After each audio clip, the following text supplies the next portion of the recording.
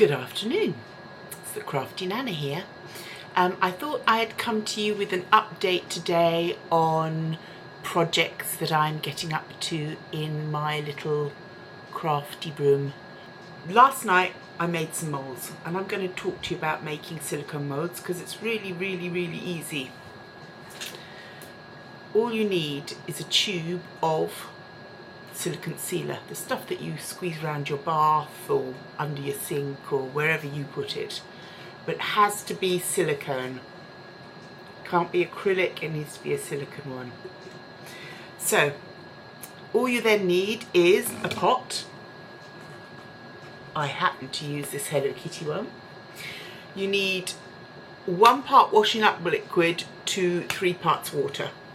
It has to be quite a high concentrate of washing up liquid because the washing up liquid is what cures the silicone.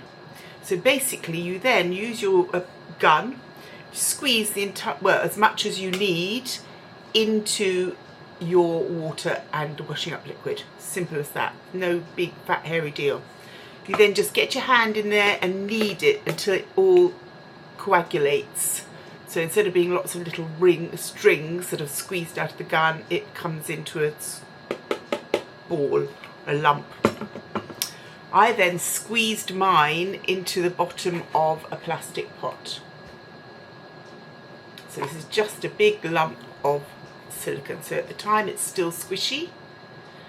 And then, having already prepared, because you can't wait around, I pushed into it the things that I wanted to make moulds of. So I had some of these Monster High faces, which I squished in.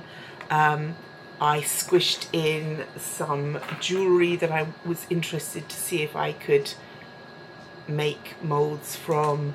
I really wanted to make some little tiny bugs because I want to try and have a go at making some earrings to match my bug collar that I made. So all of these things get squished into the silicone. Not difficult. And it only takes about 10 minutes and it's already cured. So you can then take out your pieces. It's particularly easy with the heads because they're squishy anyway, but nothing is that difficult to get out because obviously the silicone's fairly rubbery. Now, it does have quite a strong smell, and sometimes it's a good idea to just give it a wash with the soapy water that you've got left from the mixture. Now, I made this one about a year ago, no, more like 3 years ago, and it's still working absolutely fine. Now, in this silicone, you can use plaster as well as resin. So, you know, it's actually quite useful. I mean, I don't know whether you could use hot glue stick, but you could experiment. Absolutely, you could experiment. So, rather than buying moulds, we're making our own moulds, and then we can utilize them in whatever way we like. This is such a useful thing. If you have a beautiful old frame and it's got a bit missing, you can use the same technique. You can make a little bit of you don't have to use a whole tube. You could just squeeze out enough, cure it in the washing up water, and then press it onto your frame, let it dry, then carefully peel it back, and then mould a piece to match your frame and cut it and put it in place. You know, there's no end to what you can do with this. So I hope that's a really useful thing for you to find out about. Those little faces that you saw me stick in, I just want to show you what I do with them. They become little sculptures that my children can paint and make and do, but you can do anything. I mean, you know. A few moments later. Last night I casted some resin. Now I added some black watercolour powder into the resin because if you don't add a little bit of colour, it's actually really difficult to see the clear and see where it's actually going in the mould because it just doesn't show up. So I do sometimes make them gold, but the gold powder can also affect the drying time.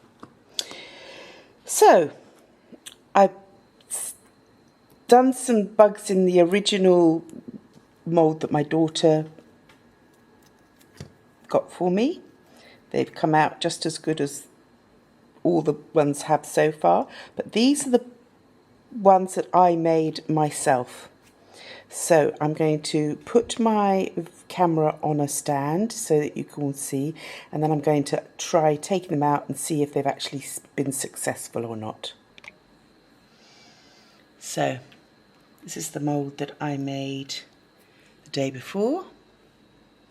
I've actually just put some earring pins through a couple of these just as an experiment to see if I can do it. Now, I'm not sure that these are going to work because, as I said, there were lots of spiky legs and things, so let's just see what happens when we ease these ones out. Now, these are a little sticky, but they will cure as the air can get to them more once they're out of the mould. So this is the first one. He's come out quite well. He is a little sticky, so we're going to put him to continue drying now that the air can get to him. Let's try one of these little bugs here.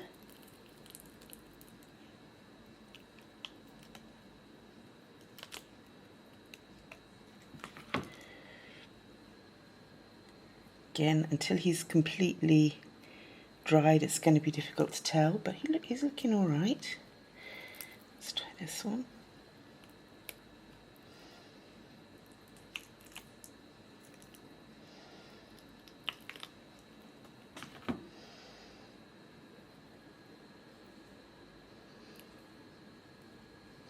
We'll cut all these bits off once he's finished curing. Sticky, sticky, sticky. Let's try you. Oh, I don't think your legs are going to stay on. See, this is the one that worried me with his legs were so away from his body. The ones that are made for moulding, they tend to have the legs as sort of all part of the original bug. I could almost make him some separate legs. Come on, little one. Come on out. Come on out.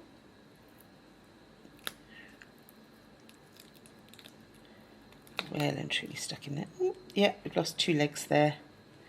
As I said, it might be that I take the legs off and do something else with them, but his body's come out just fine. It's just the legs we've lost there.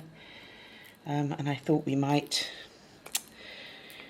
Right, let's try one of these big boys.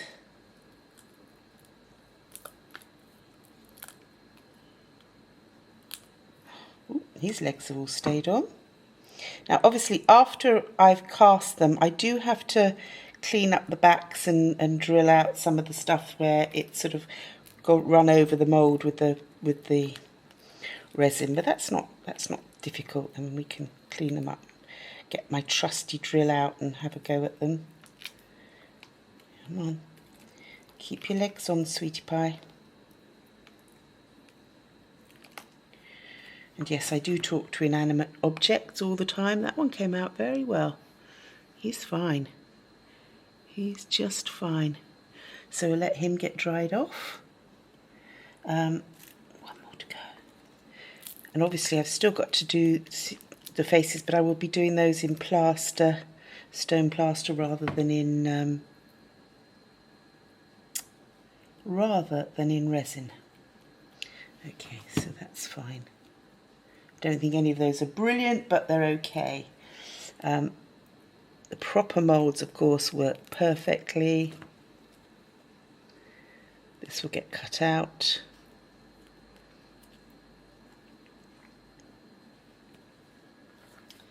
Little fancy bits for using on bugs and things.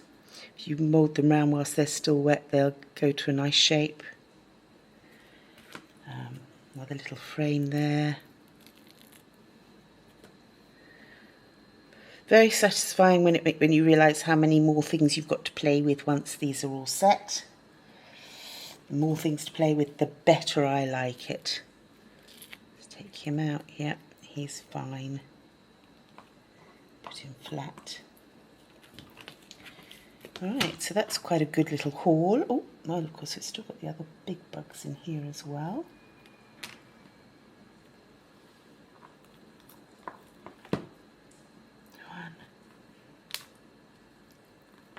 2,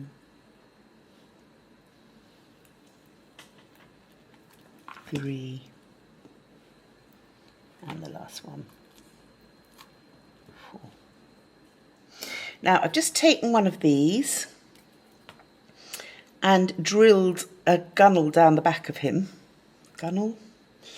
Drilled a channel down the back of him because I found a jewellery holder, you know, an earring stand, and I thought I'd make some like stag beetle horns on it and then stick a beetle up the stand and make it a beetle stand, just because that's the way I roll. So I'm doing that. I'll show that to you when that's got a bit more finalised.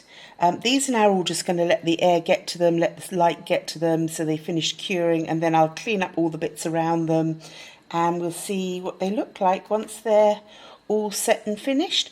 I'm quite pleased. I think I've got what I needed.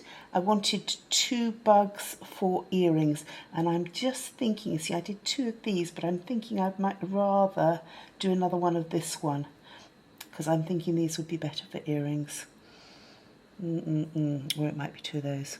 But then I've got a lot of these ones, so it'd be nice to have something different. This is the one I cast from one of my necklaces.